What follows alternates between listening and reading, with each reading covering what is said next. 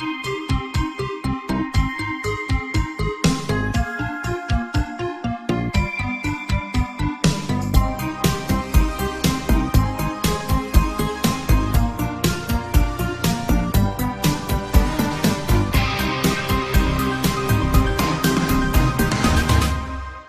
work at the CDC and there is something you should know. Part 2.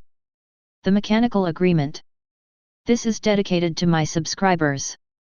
Dear reader, this is part 2 of the continuing tales of a CDC scientist, whose diary was found wrapped in a bag and hidden under a rock for someone to find. On the cover, a yellow post-it note dared the finder into reading this carefully placed book of thoughts. "Will you read me?" are words that will haunt both readers and writers alike. It's an offering of knowledge. In a strange way it reminds me of the strange fruit Eve took a bite of in the story in the Bible, and with that, dear reader, it brings us to the next part as I flip the page in the diary. My life with the CDC hasn't been what I thought it would be. Going in, I thought I would be sent to obscure places, fix issues, and deal with outbreaks. In my opinion, the CDC shifted focus, from infections to things we don't have the immediate resources to deal with. The primary reason why we were investigating this sample from a man trapped in ice from so long ago. It was thought that there was a chance to study early viruses. Early viruses would not have been subject to the mutations that plague them today. But as you know, this is not what I found. Dear reader, sorry to break in here, but the entry jumps to the next day. The director of the CDC asked me to destroy the samples.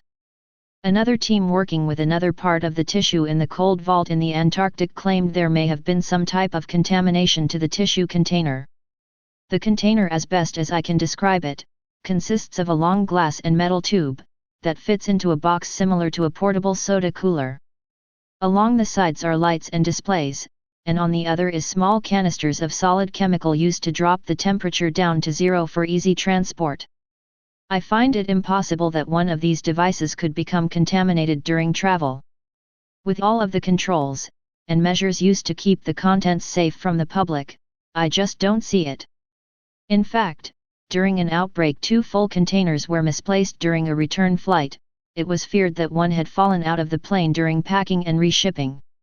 Almost a year later, one of the containers were found still cold, not as cold as it should have been, but it was still cold and contained. I guess what I am trying to say, they are truly well-built devices for transporting hazardous samples. The only error could be that of a human.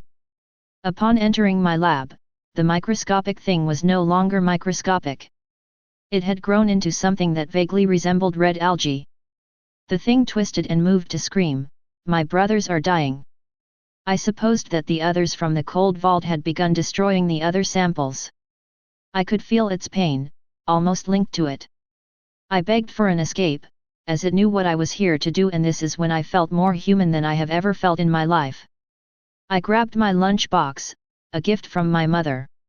I knew as I loaded this organism into my lunch box, that my family would never understand my actions. Worried, I grabbed my phone and texted them, simply apologizing for letting them down. I never got a response. Maybe it was for the best, as I would have spilled my guts about what I have seen and was doing. I went into the director's office and told him the sample had been destroyed. As I was walking out, I turned back to him and said, "I'm not feeling well, and I think I am going on home." To sleep this off, he just raised his finger in understanding and said, "I will see you tomorrow." No one stopped me or bothered me as I walked out of the CDC. This was the last time I would be in this building. Along the way home, the thing projected itself over the radio in my car. "You must connect me with the tree of life, you must take me to a water source that leads to the ocean." When the ships deposited the blueprints of humanity, they were programmed to crash into what is known as your oceans. From there the ships grew out thousands of miles and connections across the water, under the water. Fish were created as devices for cleaning, repairing and depositing new branches of information across the bottoms of the ocean. Think of it in human terms, the ocean is just one large hard drive. My job and part to all of this are to connect with that hard drive and create an organic array and upload all of the information gathered by the tree of life. I will need strength to do this. I must become a part of you, and by doing so I will become a part of everyone on this planet. Now I ask you, will you surrender yourself to me, and offer yourself as a sacrifice to and for humanity? I felt I had no choice, so I answered, it's the human thing to do. Dear reader, this was this man's mechanical agreement with a mechanical creature lost in time. It's still left to be seen how this will impact the world. In the next chapter, called The Binding of Two, he goes into details of the things he sees, the life of this creature, as its thoughts become his. Will you join me for part 3? Will you read me?